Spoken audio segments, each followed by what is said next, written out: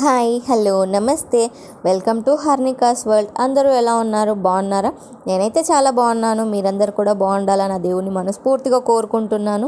అలాగే ఎవరైనా first time నా వీడియోస్ చూస్తూ ఉంటే వీడియో నచ్చితే తప్పకుండా లైక్ చేయండి, సబ్స్క్రైబ్ చేసుకోండి ప్లీజ్. ఇదైతే నా ట్యూస్డే రోజు మార్నింగ్ వ్లాగ్. మార్నింగ్ లేవగానే ఇంకా జుట్టు అంతా అయితే నైట్ కొప్పేసుకొని పడుకొని ఉండి ఇంకా దాన్ని అంతా సెట్ చేస్తున్నా. ఎందుకంటే ఇంకా వర్క్లో దిగాలంటే ఇంకా జుట్టు ముందు కంఫర్టబుల్గా ఉండాలి కదా. అసలు ఏమన్నది పెద్ద జుట్టాయే రాలి ఏ ఇడ్లీ పిండిలోనో ఏ కూరలనో ఏ అన్నంలోనో పడ్డదనుకో ఇంకా రచ్చే. ఎంత ఇన్నోసెంట్గా కనిపించే మా బావ అయినా జుట్టు కనిపిస్తే ఆయనకు భలే కోపం వస్తుంది. నా పొడుగు జుట్టు ఆయనకు ఓకే, కానీ అది మాత్రం అసలు రారి చిన్న వెంట్రుక కూడా కింద కనిపించదు. నా కర్మ ఏంటంటే అసలు పుట్టలుగా జుట్టు రాలిపోతూ ఉంది. ఏం చేస్తాం, తప్పుతుందా? అన్నీ మనకే కష్టాలు. ఇంకా జుట్టునైతే కంఫర్టబుల్గా పైకైతే కట్టేసుకుంటున్నాను. కట్టేసుకున్నాక ఇంకా పనులు అయితే స్టార్ట్ చేయాలి. నాకు జుట్టు కొప్పు కట్టుకున్న టైట్గా అల్లుకున్న హెడేక్ వస్తుంది. మీలో ఎంతమందికి ఇలా హెడేక్ వస్తుంది అన్నది కామెంట్ చేయండి. ముందైతే లేదు అసలు, ఇప్పుడు ఈ మధ్య బాగా స్టార్ట్ అయింది. జుట్టు టైట్గా వేసుకున్న, కొప్పు పైకి వేసుకున్న, కొంచెం కంజెస్టెడ్గా వేసుకున్న బ్యాలెన్స్ అంతా అది వెయిట్ అది మోస్తున్నట్టు. మరి హెయిర్ లాంగ్ ఉండడం వల్ల వెయిట్ లాగా అట్లా అనిపించి నొప్పేస్తుందో ఏంటో నాకు అర్థం కాదు, కానీ బాగా నొప్పేస్తుంది. ఇంకా చైర్ పైన ఉన్న బట్టల గురించి అయితే పట్టించుకోకూడదు. బట్టలు వేసాను నిన్న మార్నింగ్, ఎండే రాలేదు, కొంచెం తడారింది. ఇంకా నైట్కి మళ్ళీ బోర్న వర్షం పడుతూ ఉండే, ఇంకా అందుకే బట్టలన్నీ తీసి అయితే చైర్ల మీద వేసి పడుకున్నాను. కాస్త ఫ్యాన్ గాలికైనా ఆరుతుంది కదా అని చెప్పి. ఇంకా పొద్దున్నే లేవగానే ఇంకా మేము కొత్త తులసమ్మని పెట్టుకున్నాం కదా, కాస్త దండం పెట్టుకొని బయట అంతా చూసి నిద్రమబ్బు పొడగొట్టుకొని ఆ గాలిలోనే నిద్రమబ్బు అంతా వదిలేసుకొని ఇంకా వచ్చి అయితే నేను బయట అయితే ఊకేసుకుంటున్నాను. ఫస్ట్ ఇల్లు ఊక్కున్నాను, అది తర్వాత క్లిప్లు యాడ్ చేస్తాను. తర్వాత బయట అయితే ఊక్కుంటున్నాను. ఇంతకుముందుకు రప్ప ఊకేదాన్ని, కానీ ఇప్పుడు చాలా పద్ధతిగా ఊకుతున్నాను. ఎందుకంటే అక్కడ తులసమ్మ ఉంది, జాడికట్ట ఆనకూడదు కదా అని. ఇంకా లోపలికి వచ్చి అయితే నేను క్యాబేజీ అయితే కట్ చేసుకుంటున్నాను. ఈరోజు నేను క్యాబేజీ కర్రీ చేస్తున్నాను. ఎందుకంటే నైట్ బావ ఓన్లీ కాకరకాయ క్యాబేజీ తెచ్చింది. కాకరకాయ అయితే మార్నింగ్ చాలా టైం పడుతుంది అని చెప్పి నేను ఇక్కడ క్యాబేజీ కట్ చేస్తున్నాను. మీలో ఎంతమందికి క్యాబేజీ అంటే ఇష్టం అన్నది కామెంట్ చేయండి. మాకైతే ఇష్టం కాదు, కానీ తింటాము, అసేమని కాదు అర్థము, మేము తింటాం, పర్లేదు. ఇంకా అలాగే ఎంతమందికి క్యాబేజీ కట్ చేయడం చాలా హెడేక్గా ఫీల్ అవుతారు అన్నది కూడా కామెంట్ చేయండి. నేనైతే పర్లేదు, హ్యాపీగా కట్ చేస్తా, ఈజీయే, వండి అలవాటు అయిపోయినట్టుంది. ఇప్పుడైతే ఇంకా నేనైతే సింపుల్గా వండుకుంటాను. కడాయి పెట్టుకొని అందులో ఆయిల్ వేసుకొని జీలకర్ర ఆవాలు వేసుకొని కొంచెం ఎండుమిర్చి పచ్చిమిర్చి వేసుకున్నాను. కరివేపాకు ఉంటే అది కూడా వేసుకోవచ్చు. ఇంకా అది కొంచెం వేగాక కొంచెం అల్లం వెల్లిపాయ పేస్ట్ వేసి శనగపప్పు వేసుకొని అది కొంచెం వేగాక నేనైతే క్యాబేజీ వేసుకున్నాను. ఇంకా తర్వాతకైతే నేను నైట్ నిన్న వర్షం పడుతుందని చెప్పాను కదా, సర్వపిండి అయితే పెట్టాను.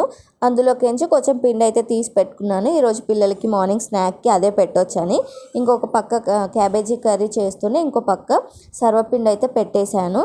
ఇంకా తర్వాత అయితే బావలేసి వాష్రూమ్లోకి అయితే వెళ్ళిపోయారనమాట. ఇంకా వెళ్ళిపోయాక నేనైతే పక్కలన్నీ ఎత్తేస్తున్నాను.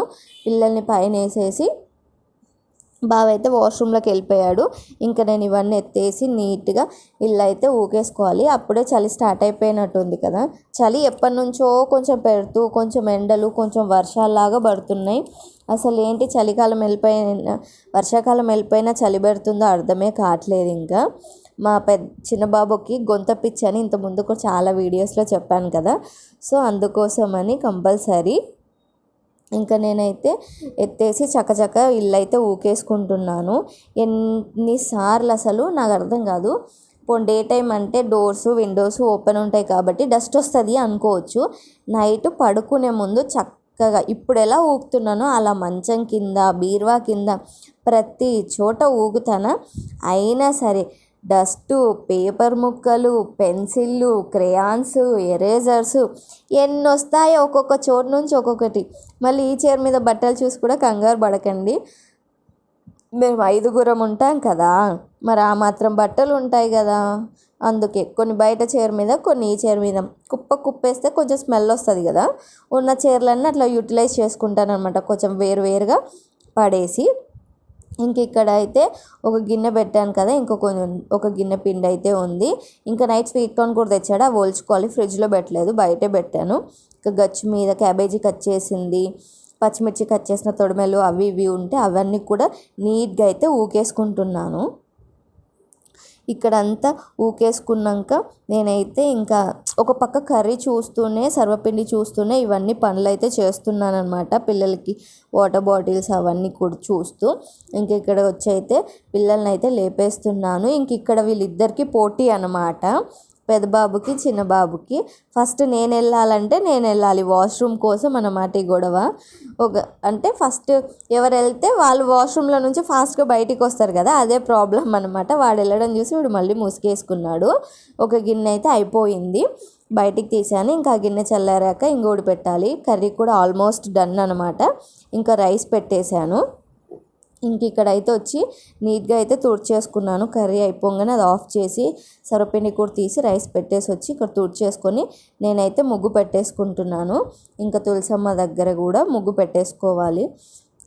కడప కడుగుదాం అనుకున్నాను కానీ ట్యూస్డే కదా, నెక్స్ట్ డేనే మళ్ళీ కార్తీక పౌర్ణమి కాబట్టి 2 times ఎందుకు కడప కడగటము 2 days. ఇంక ఈ వర్షాలకు కూడా కడప దగ్గర మొత్తం నానిపోయి పొట్టు ఊడుతున్నట్టు హోల్స్ పడుతూ ఉన్నాయి. ఇంకా కష్టం కదా అని చెప్పి అప్పటికైనా బావ రోజు అరుస్తూ ఉంటాడు, ఎందుకమ్మా ఇట్లా కడుగుతావు, రోజు కడుపు ఉంటుందా అని.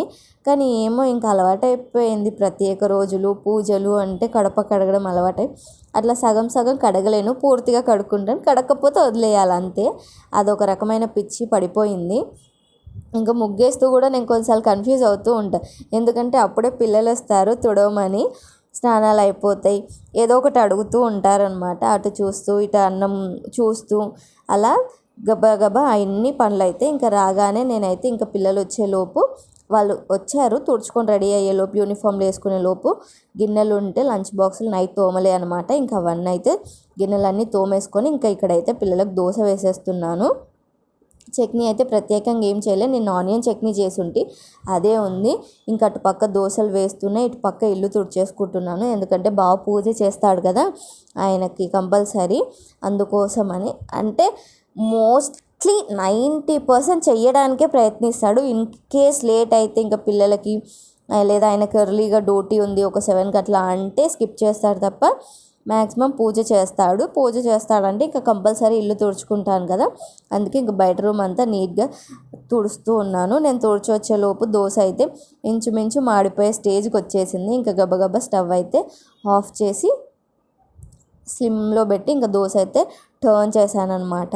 ఇక పిల్లలకి దోశలు వేసిచ్చి వాళ్ళు తినేసాక నేను ఇంకా బాగా కావాల్సిన వాటర్ బాటిల్స్, పిల్లల వాటర్ బాటిల్స్ అవన్నీ అయితే ఫిల్ చేశాను. ఇంకా ప్రతిదీ అయితే చూపించట్లేదు అనమాట. ఆ తర్వాత ఇంకో పక్క సర్వపిండి పెడుతూ ఉన్నాను. బావ అయితే పూజ చేస్తూ ఉన్నాడు. ఇంకా పాపకు ఒక దోశ వేస్తే గంటలు పిల్లలు తినేసి రెడీ అయ్యారు. ఎన్ని పనులు చేస్తూ ఉంటే ఆగమే అవుతుంది కదా, ఎవరండి చెప్పారు పని పాట లేకుండా ఉంటారని. ఇంకా మార్నింగే అప్పుడే తోమాను కాబట్టి లంచ్ బాక్సెస్ కూడా నీట్గా తుడుచుకున్నాను. ఇంకా నైట్ అన్నం అట్లాగే ఉంది, అది నాకు అవుతుందని చిన్న గిన్నెలో ఉండి వాళ్ళ నలుగురికి అయితే బాక్సులు కట్టేశాను. వైట్ రైస్ కర్రీ బావది, 3 కర్రీ కలిపిన బాక్సులు ఏమో పిల్లలవి. ఇంకా స్నాక్ కూడా పిల్లలకు పెట్టేసి బాస్కెట్లు అయితే సర్దేశాను. ఈ పనులంతా అయిపోయేలోపు బావ పూజ అయితే అయిపోయింది. తులసమ్మ దగ్గర కూడా పూజ చేసేసుకున్నారు. తర్వాత పిల్లల్ని దింపేసి వచ్చాక ఇంకా బావ దింపేసి వస్తుంటే ఒక ఆంటీ అయితే బావని మలకరిస్తూ ఉన్నారు. మా బావకి ఊరంతా చుట్టాలే, అదే సామెత చెప్పినట్టు నోరు మంచిదైతే ఊరు మంచిది అవుతుందని అలా అనమాట. ఇంకా బావకి టీ పెట్టేసి ఆయనకి దోశ వేసి పాపకి జుట్లేసి తనని రెడీ చేసి ఇంకైతే నేనైతే పంపించేస్తున్నాను. ఇంక ఇల్లు అందరూ వెళ్ళిపోయాక ఇప్పుడు మళ్ళీ అసలైన టాస్క్, ఇది ఇంకో టాస్క్ అనమాట. ఎక్కడి గిన్నెలు అక్కడే గజ్జి బిజ్జి గందరగోళంగా ఉన్నాయన్నమాట. ఇంకా నేను దోశలు వేసుకొని తినేసి ఆ తర్వాత ఇవన్నీ సెట్ చేయాలి. అందుకోసమని నేనైతే దోశ వేసేసుకున్నాను. ఎందుకంటే మామూలుగా మనం పూజ చేయమనుకోండి, అది మళ్ళీ వేరే విషయం, పూజ చేస్తే అనకూడదు. ఇంకా నేనైతే బ్రేక్ఫాస్ట్ చేసేసి అది కూడా అయిపోతుంది కదా, ఇంకా కడాయి గిన్నెలు అన్నీ నీట్గా ఒక్క గిన్నె కూడా లేకుండా అన్నీ ఊడ్చిపెట్టేసి నీట్గా అయితే తోమేసుకున్నాను. చూడండి కిచెన్ అంతా నీట్గా అయిపోయింది. మార్నింగ్ మీరు చూసారు కదా స్వీట్ కార్న్, ఇంకా అదైతే ఒలిచి పెట్టుకున్నాను. ఈ వీడియోకి ఇంత. వీడియో నచ్చితే ఈ వీడియో మీకు నచ్చితే తప్పకుండా లైక్ చేయండి, సబ్స్క్రైబ్ చేసుకోండి. Thanks, bye bye.